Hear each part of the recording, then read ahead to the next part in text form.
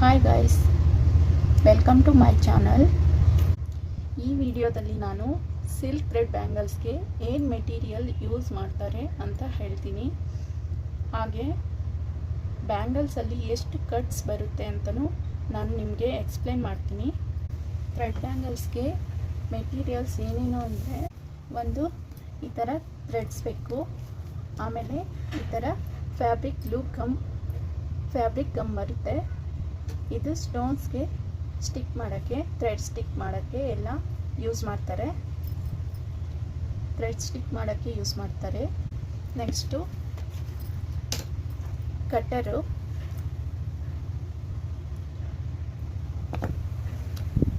ಆಮೇಲೆ B7000 glue.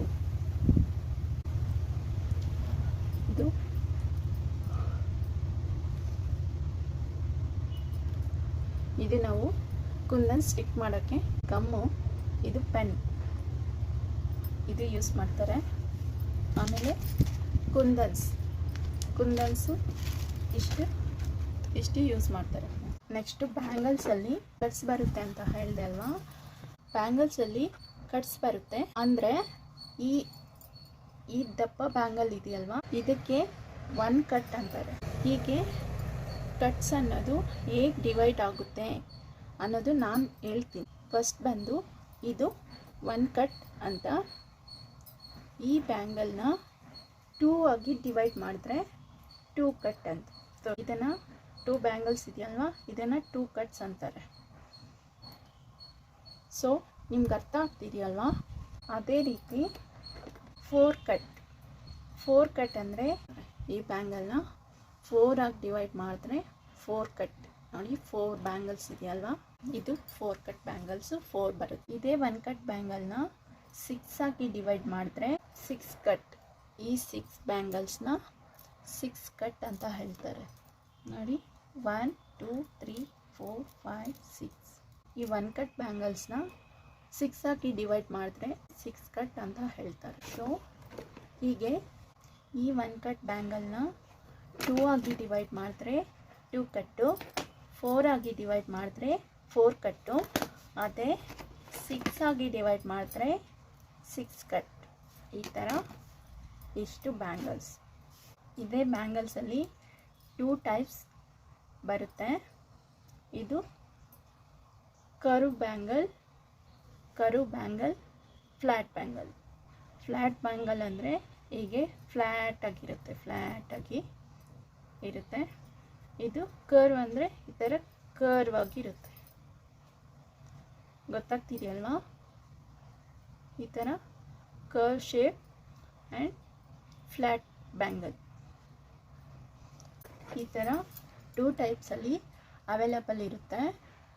Next ಬ್ಯಾಂಗಲ್ಸ್ಗೆ ಯಾವ cut ಬ್ಯಾಂಗಲ್ಸ್ಗೆ ಎಷ್ಟು ತಗೋಬೇಕು ಅಂತ ಈ ವಿಡಿಯೋದಲ್ಲಿ ತೋರಿಸ್ಕೊಡ್ತೀನಿ. ಎಲ್ಲೂ ಸ್ಕಿಪ್ ಮಾಡಿದೆ ನೋಡಿ. ಬ್ಯಾಂಗಲ್ಗೆ ಥ್ರೆಡ್ಡಿಂಗ್ ಹೇಗೆ ತಗೋಬೇಕು, ಯಾವ ಕಟ್ಗೆ ಎಷ್ಟು ಲೈನ್ಸ್ ಥ್ರೆಡ್ ತಗೋಬೇಕು, ಥ್ರೆಡ್ ರ್ಯಾಪಿಂಗ್ ಬರಬೇಕು ಅಂದರೆ ಯಾವ ಕಟ್ಸ್ಗೆ ಎಷ್ಟು ಲೈನ್ಸ್ ತಗೋಬೇಕು ಹೇಳ್ತೀನಿ. ಇದಕ್ಕೆ ಪ್ಯಾಡ್ ಲೆಂತ್ ಎಷ್ಟಿರಬೇಕು ಅನ್ನೋದನ್ನು ನಾನು ಹೇಳ್ತೀನಿ. 0 ಇಂದ ಹೀಗೆ ಈ ಥರ ಮೆಷರ್ ಮಾಡ್ಕೋಬೇಕು. ಇದು 15, ಇಲ್ಲಿಂದ ಆಮೇಲೆ 0 ಇಂದ 15 30 ಆಯಿತು. 30 ಇಂದ ಆಮೇಲೆ 0 ಇಟ್ಕೊಂಡು 36 ಆ್ಯಂಡ್ ಹಾಫ್ ಬಂದಿದೆ ನನಗೆ. ಈಗ ನೀವು ಸಹ ನೋಟ್ ಮಾಡ್ಕೊಳ್ಳಿ, ನಾನು ನೋಟ್ ಮಾಡ್ತೀನಿ. ಫಸ್ಟು ಇದು ಥ್ರೆಡ್ಡಿಂಗ್ ಅಲ್ವಾ, ಒಂದು ಬುಕ್ ಆರ್ ಪೇಪರಲ್ಲೇ ಬರ್ಕೊಳ್ಳಿ. ಇದು ಥ್ರೆಡ್ಡಿಂಗ್ ಅಲ್ವಾ, ಥ್ರೆಡ್ಡಿಂಗ್ ಅಂತ ಹಾಕ್ಕೊಳ್ಳಿ. ಫಸ್ಟ್ ಬಂದು 1 ಕಟ್ ಬ್ಯಾಂಗಲ್ಸ್ಗೆ 45 + 45 ಲೈನ್ಸ್ ತಗೋಬೇಕು.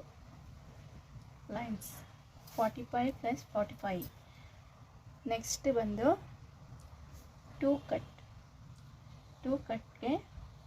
ಕಟ್ ಬ್ಯಾಂಗಲ್ಗೆ 45 ಲೈನ್ಸ್ ತಗೋಬೇಕು. 45 ಲೈನ್ಸ್ ಥ್ರೆಡ್ ತಗೋಬೇಕು. ನೆಕ್ಸ್ಟ್ ಬಂದು 4 ಕಟ್ಗೆ 25 ಲೈನ್ಸ್ 25 ಲೈನ್ಸ್ ತಗೋಬೇಕು. ನೆಕ್ಸ್ಟ್ 6 ಕಟ್ಗೆ 8 into 12 ಲೈನ್ಸ್ ತಗೋಬೇಕು. ಇದನ್ನು ನೀವು ನೋಟ್ ಮಾಡ್ಕೊಳ್ಳಿ.